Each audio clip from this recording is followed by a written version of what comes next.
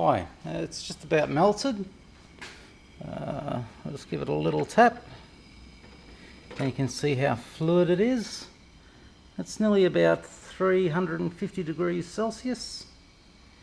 Okay, make sure if you're sweating, don't get any water into it. It'll automatically boil and spit bismuth everywhere. You'll be burnt badly. Okay, this is my slag pile. As you can see, it's still holding together a bit. It's got bismuth in it. Like I said earlier, I'll crush that back down and get as much bismuth out of it as possible. You should be wearing a mask too. I'm not wearing a mask. So yeah, it's up to you. I've got a lid on the pot because it oxidizes fairly rapidly and you lose a lot of metal from the oxidization. If you can keep as much oxygen away from the metal as possible while it's heating and cooling if possible, you'll reduce the oxidization. Also, the oxidization is where you get the colors from the crystals. That is oxidization of the metal. Okay, so now I'll try, I wish I had 3 hands. Use this to pull the lid off. My little sensor is probably starting to melt.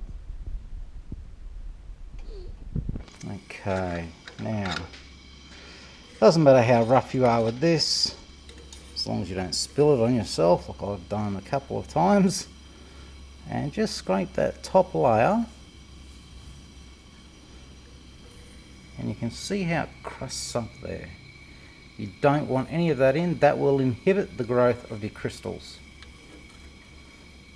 Okay. So we'll try and get as much of that out as possible. Doesn't matter if you don't get all of it out.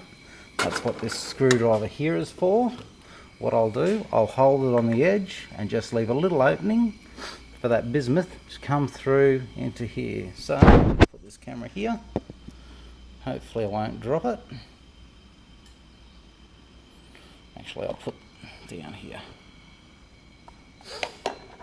Okay, this is the time to be careful.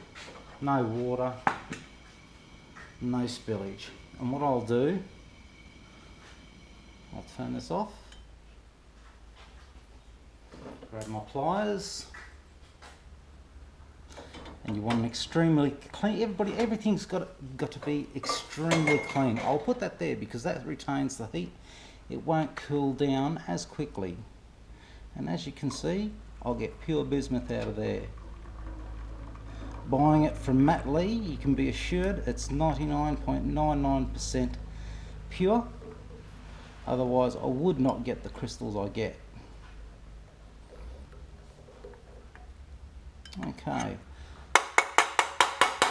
All that's poured in, set that aside, so it's way out of the road. And you're not going to burn yourself. Okay, now, we don't want any vibrations. This is the critical stage, waiting for it to cool.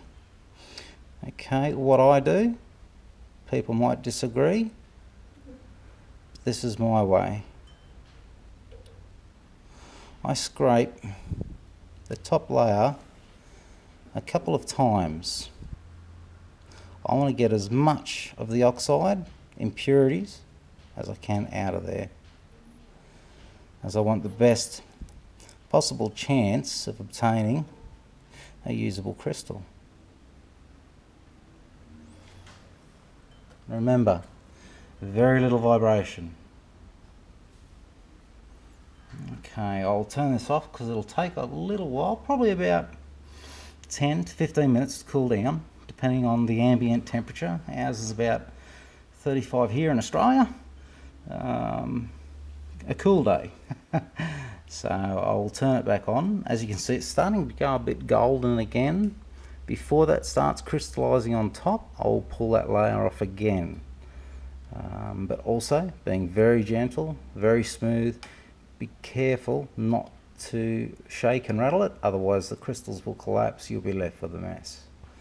Okay, thanks. I'll be back soon.